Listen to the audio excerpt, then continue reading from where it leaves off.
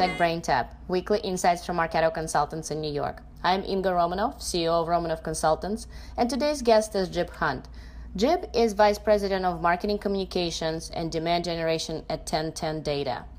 Welcome, Jib. Thank you for joining the podcast today. Thanks, Inga.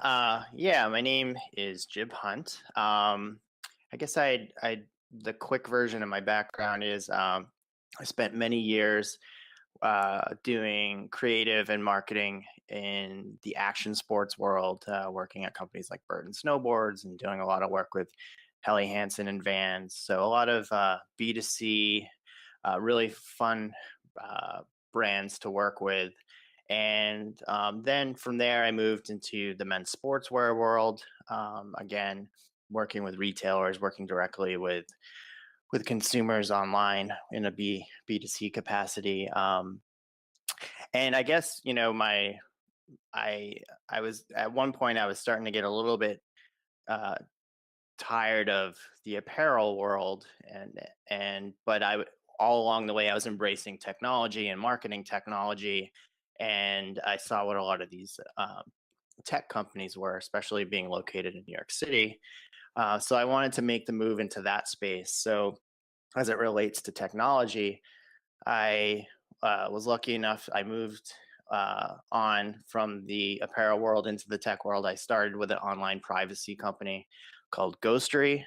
I worked there for a couple of years. From there, I went to a big ad serving company called Seismic. And most recently, I'm at a business intelligence data platform company and data product company called 1010 Data. So I guess, I'd like to say that, I have kind of the left brain, right brain approach, where my background with, my creative background, I like to tie that in with everything I'm doing on the marketing ops side. I see it as a whole, a full circle. Everything has to look good, but at the same time, it has to work good, and also, be able to report and then also, track every movement so you can make different moves. You have a great background, and I know we've now worked, you've been two companies, then we worked, Romanov helped you.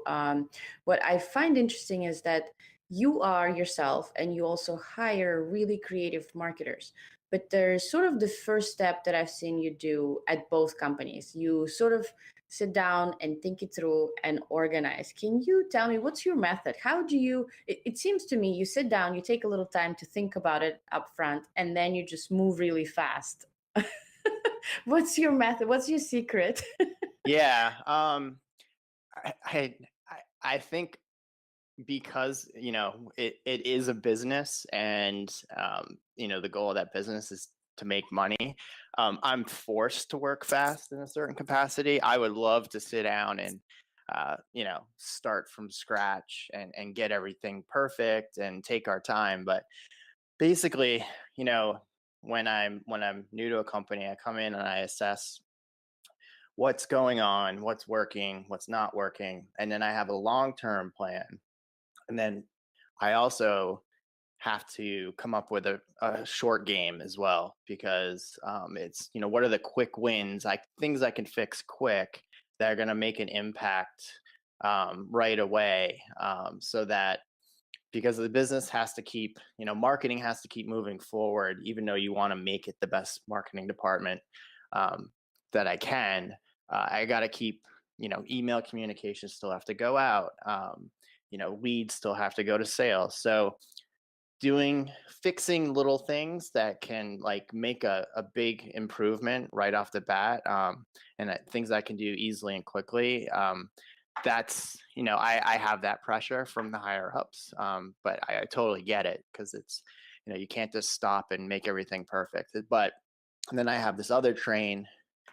So I have the bullet train, and then I have the slow train to, let's call it the Oasis. So typically I have those two tracks running. And then when you get to that perfect place, then it's, it's a whole different ball game. It's when everything's running smoothly and set up smoothly. You have a team in place, everything's firing on all cylinders, and then it's, phase two is, okay, we have this well-oiled machine. Now, how do we step things up? And that's, how do we, implement nurture campaigns and drip campaigns? How do we let the technology work for us? How lead routing and scoring and those type of things. So yeah, it'd be awesome. It's one of those things. It'd be great to have everything fixed in a day. As they say, Rome wasn't built in a day. But yeah, that's the end game, is getting a closed loop system working for you as best as possible, so you can do like the fun creative stuff and really let the technology work for you. Hmm. And the other thing I've seen you do this twice, and you never skipped a beat. It's interesting. You said we need to make sure that the business continues to go, but the experience, what we have with you, because we kind of execute when you come in and you first break it down in I would say basics. You look at you don't skip a single thing. You go in, you inventory and understand what's in there under the hood, why it's there. I'm going to use the word break it down. It's not the right description perhaps, because it is not disruptive. It is a major transformation that you instill in the organization. And for example, Seismic and 1010 data are well established organizations with processes, people that have been doing it for years or decades sometimes. So you come in, there's culture change, technology change, data change, you name it. How do you make sure that the basics, when you first get down and dirty and you sort of break it down and oftentimes break certain things or rebuild, how do you make sure you have everything together? How do you get to the oasis and you don't miss a big chunk of really important things? Um, well, I mean, the the one thing I've learned, because I guess one of the important things when you're doing that is, marketing is so connected to sales. So communicating with sales, even with the marketing team, if there's a lot of new processes in place and things that are going to be done differently, it's a lot of communication and over communication, letting everyone know who's going to be affected of the changes and why these are going to be better. There's always that adoption. There's different. Some people, will embrace it. Some people are used to doing it a different way, and because everything ultimately that is done, let's say in Marketo, is also affecting what happens in Salesforce. Um, I yeah, it's I think the key thing is over communicating to sales and telling them how it's Hmm. gonna make their life easier. That's right.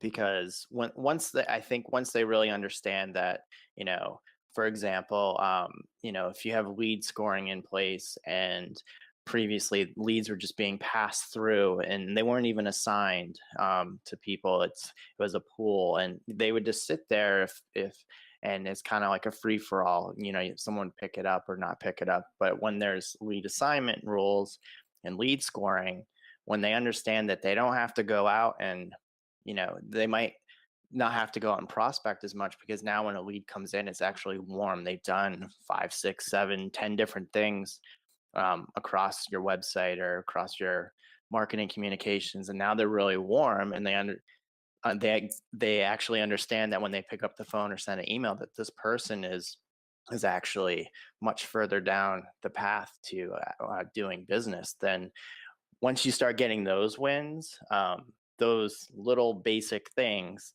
start turning into sales. And then when sales is, fully on board with what you're doing, it makes things easier. But yeah, I mean, it's typically a lot of change. Marketing, there's a lot within the marketing team, there's a lot of change. And then there's a lot of change on the sales side, especially the Salesforce side. But I think it's making little quick wins that and explaining it how it's going to make everyone's life easier and help drive the business. I think that's what I've learned, is, from seismic and 1010 data. That's how it makes my life a little bit easier. There's always going to be, hiccups and glitches along the way, but it's like a learning curve. But once it's running smoothly, typically it's everyone tends to be happy. And it sounds like, just like you said earlier, you tied back into the company is here to make money. And if I can help everybody in the organization to make more money, sales to make it easier for them, and Salesforce marketing to be more creative because they're not thinking about they're not inundated with manual stuff, then we can move fast. I've seen you do it twice very effectively in companies that have been established, and it was a major transformation, kind of behind the scenes, like it wasn't there were it was no big fuss about it. It just happened, and it happened really effectively. Yeah, I mean, most people that know me say I'm pretty even keel, and I'd like to say I especially when you're in marketing, it's like you work with so many different departments. You have to have the personality to get along with a lot of different personalities across the entire organization. So I'd like to say that my approach to it, and working with people, and trying to, if there's a way to compromise, and not be so, this is how we're doing it, and listen to them, and let sales have feedback, or let finance have feedback. That's the only way it's gonna, you're gonna get that adoption. So yeah, I mean, there's I think you have to have it in you to be able to. You have to be open to the other department's ideas, and working with these people. I think that is a huge part of it as well. Especially anyone that works in marketing. It's sometimes you have to have thick skin. Sometimes you have to be open to other ideas and doing things different ways, and you also just have to be sensitive to how things were done in the past. But I guess in a way, it ties back to like my approach to marketing in general. Like, years ago, it's, a lot of marketing was this big question mark. I spent X, I did Y, and what are we getting out of it? What's the Z? With, marketing automation and having tie into Salesforce, that's always been my goal now, is everything we do in marketing, we put through Marketo.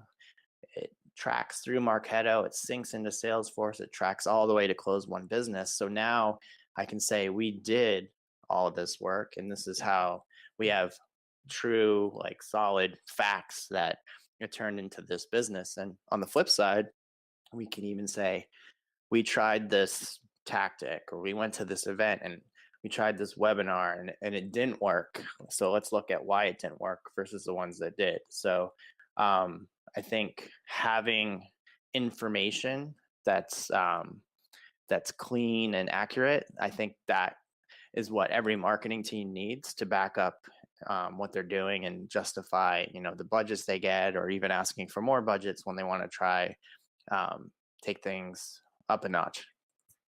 Right. It's interesting. Boris Bauer was on our podcast, and he, like you, has so many years of experience and deep understanding of things. But he said the same thing: is having the information, measuring it, number one, but also constantly optimizing is where you get to some breakthrough ideas and some breakthrough results. Yeah, and some of it's, you have to be, some of it's educated guesswork, but with no data or information around what you're doing, like, you're totally in the dark. And having as much information, can definitely help guide a lot of decisions. Even if you can't attribute one thing 100% to an action, at least you could, even if it's 50%, you're much better, you're in a better place to make a, at least a educated decision to do something, going left or right.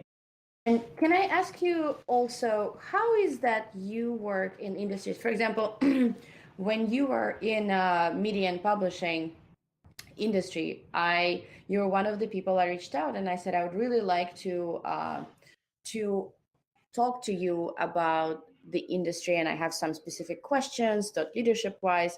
How do you not feel intimidated? How do you keep up with whatever the company you work for, the internal stack, as well as the things that are around you? How do you keep up with the trends?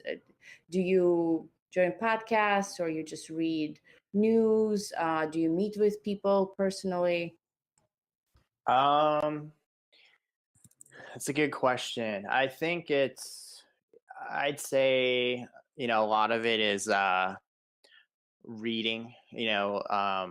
I'll it's mostly online reading, and then also people in the industry, and then going to, when I have time to, going to some key industry events. Like there's Martech in Boston this fall, or something like the Marketo Summit or Dreamforce, like anything that directly ties to the technology that we're using. Like that's kind of where I've been focusing. And then yeah, you pick up, on social media, my Twitter feeds, I'm not going there every day, but there's certain things that catch my eye and that I'll pick up on. So I'd say it's more of, it's kind of funny. It's other people's marketing of other trends and technology that I'm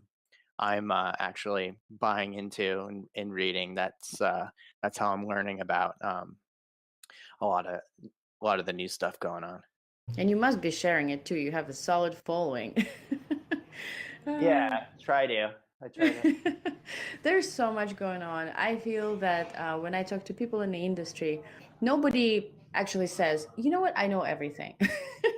What I'm hearing, and especially in Marketo, marketing automation, Marketo Salesforce world, I feel that most of the learning, especially for us, we work on projects that clients don't call us when they can figure it out on their own. They call us when there's stuff that is super complex, and we leverage a lot of the connections to ask others, how have you done that? What do you think about this? Do you think this is the right way to do it? Or there's at least 5 different ways of doing anything in our world. But I do feel like the connections between people, and especially when it is outside work, so there's no agenda and there's no particular project, but it's rather a thought, a thing that we're trying to figure out.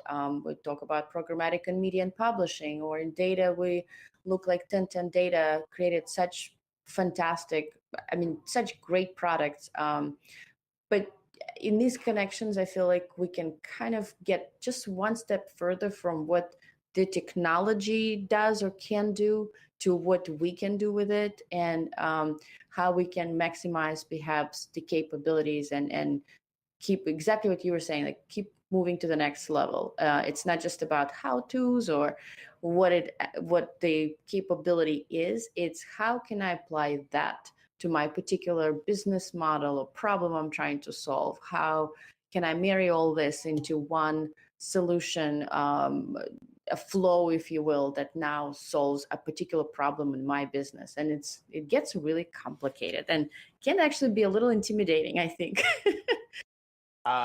Yes, very intimidating. First I'll say I definitely do not know everything. And that's why I've worked with you twice now. It's like a whole other, Seismic was, a global company with 150 sales reps, totally different structure and setup, and a totally different legacy Marketo Salesforce situation to deal with. So, someone like me, it's assessing what's needed within the company, and then having that idea of how I'd like things to work in Marketo. But working with someone like yourself and your team, it's, once you get into those complex systems, it's like, then it's, that's where I'm like, I back way off, and that's why I work with you. And the same thing goes for 1010 data. I have a vision of how everything should be working, and then I have to apply it to how things are, run at 1010 data. They have a totally different sales process. It's mostly North America based, different products, different needs. But again, it's I have I'd call it a okay, knowledge of Marketo. I can get in there. I can, look at stuff, move stuff around. Same thing with Salesforce. I can clean stuff up a little bit on my own. But again, I hit a wall very quickly, and need experts in there. And the other thing is, you don't want to be doing the wrong thing in there, because it can mess a lot of stuff up. So I think for me, it's the value you and your team bring. It's, the years of knowledge. It's the knowledge of the how complex the systems are, assessing what's not working correctly, what is working correctly, and then how do we, when everything is running smoothly, it's like, how do we, take things to the next level? And that's like a whole different knowledge base that you and your team bring to the table. Thank you so much for your kind words. And, we obviously geek out. The more complex and difficult it is, the better it is for us. But we will move teams from basics to where they feel comfortable to get to the real stuff as well. But I wanted to say, we don't know all the answers too. And I think you know that. We can figure anything out, but the systems are so complex that, and every company, just even take 1010 data in seismic, how different things were, and the whole different legacy issues. You really need to be more, I think for us in our little niche space, and marketing automation and CRM, it's much more about knowing how to ask the questions to get that picture from you, your vision, and understand what it is that you're trying to solve. Because actually, sometimes people may just be stressed and communicate it completely differently. But asking the right questions to get to the bottom of what you're trying to do, and then be really open-minded and look into the systems, look what's under the hood, and understand what are the risks, the gaps, the things that kind of good to have, but probably will cost you a lot of money, and you're probably still not ready to have that either. But this is where I think working with clients like yourself, it's so much fun in our world. Marketing has these new imperatives and moves so fast. Technology moves even faster and gets more complicated, but there's somewhere in the middle, sort of the sweet spot, the right configuration, the right set of things to do to get from point A to point B, where I think is where a lot of companies actually struggle. And we may end up doing a lot of things, but not necessarily, to use your words, you sit down and you said, we were doing this, and look, now in Salesforce, this is what we have, and this is what we were able to achieve. I think this is your secret, because this is where I see companies struggle. And when there is no such check-in or accountability, then it just ends up a lot of activities, and perhaps a little bit less of the achievements or movement, if you will. I don't know exactly how to describe it. I want to say it's something like seeing a company move along the marketing automation maturity curve, where the basics become the process, the next level becomes sort of the platform to take off and get to the oasis part of it, the dream, as Robert Vole from our team would describe it. Yeah, the dream. Yeah, I mean, I guess that's the other thing. I mean, I think it's the business world in general, the marketing world in general, the sale, anything tied to business is that carrot always being dangled in front of you. It's, I've achieved A and B. How do I get to C? Or, what is D? How do you push it even further? So, just like technology, it's never gonna end. I like that. It's never going to end. I'm sure somebody will write that down somewhere. Yeah. I know we're almost at the end of the time, but I want to ask you one last question. And I'm sure executives, I'm talking now CEOs, COs, those who are not necessarily at the level where they have the control, or they're not overseeing the marketing function, but it's part of the bigger business plan. What advice would you give to somebody who's a CEO and looking to hire a vice president of marketing like yourself, somebody who can run marketing, like you said, make it look beautiful and on brand, yet somebody who understands technology? What kind of questions would you say this C-level executive would ask? What would they look for? Or how can they set this person up for success in their organization? I asked probably 10 questions in one question. Look at me. Yeah. Let me see here. I mean, there's so many different types of CEOs. I mean, it depends on the company too, the type of company and their business and what their background is. It's like if it's let's say a product company, they might be, they might have this, hat they wear where they want everything to be, beautifully branded and cohesive. And again, they also want to drive sales.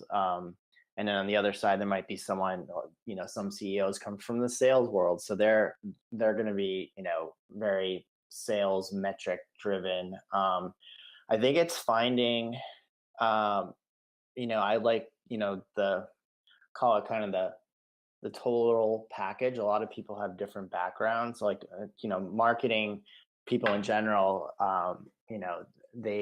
My background happens to be design and creative, and I went to school for design. So that's always been, excuse me, I've had that focus, but, through the years when I even have my own business and being very entrepreneurial, that's where I got into, you have to do all of your own taxes and finances and accounting and that type of stuff. So that's, excuse me, losing my voice. That I guess having that mindset as well, as a marketer is key, especially when you, from a CEO's point of view, they want to know that, if they're giving you a budget of X, that it's going to return. They want to, make their money back, from that budget. So I'd say if I was, let's say if I was a CEO, I would look for someone who's going to propel the brand from, a branding point of view, messaging, design, how to making sure that it's the best it can be, being a leader in the presentation of the brand. And on the other side of it is, making sure things are organized. The marketing systems are bringing in the right leads and turning them into sales, and there's reporting behind it, so that at a drop of a hat, I could look in there and see the pipeline for sales and what's working and what hasn't been working, and even just a lot of the reporting I do now is giving visibility to what the sales team is doing, because there wasn't that type of reporting wasn't really set up.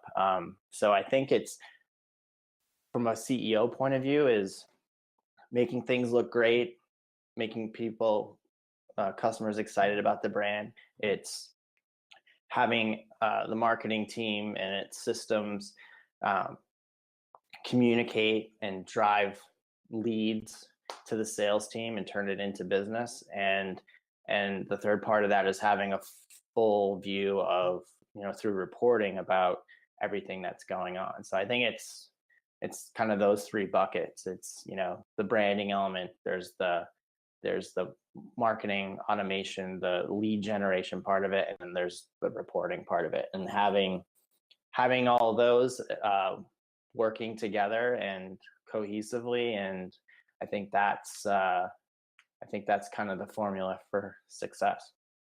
That's a great advice. And you know what I also heard, that you said that CEO should ask their marketing leader to give those reports, where CEOs sometimes might not even think that marketer can do that. It's trusting your marketing person that they can, and they will create that transparency and visibility for business performance as well. Yeah, I mean, I actually, all the reporting I actually do is within Salesforce. It's driven by Marketo, but yeah, I mean, because we're setting up, this has kind of been a shift also, is at Seismic, that the sales development team was under me. At 1010 Data, they're not directly under me, but I work with them, but I've set up, the lead assignment process and the routing process and scoring. So that's very, it's so important to, if you're setting up those processes, you also need to be able to report on them. So that all just ties into sales, and it just goes back to my comment I made in the beginning is, it's years ago, marketing was kind of a gray area. Now there is the ability to report on everything you do. So the more you can report and show results as a marketer, the better, and the better your job will be, the better I think the executive team will be, encouraged by the things you're doing and want to do. And I think it's going to make your job more fun, because if you're able to try new things backed up by previous data, then you're not going to be stuck in a box. Well, thank you so much. We ran out of time again. It goes by very quickly. Thank you for joining the weekly Martech Brain Tap, Jib. I'll say, guys, please follow him on Twitter. We'll include the contact information as well. It's Jib Hunt on Twitter, right? Yes. And if you guys want to connect, text your email, or if you want to join the podcast, text your email address at 646-863-5601. And thanks for joining. Thank you.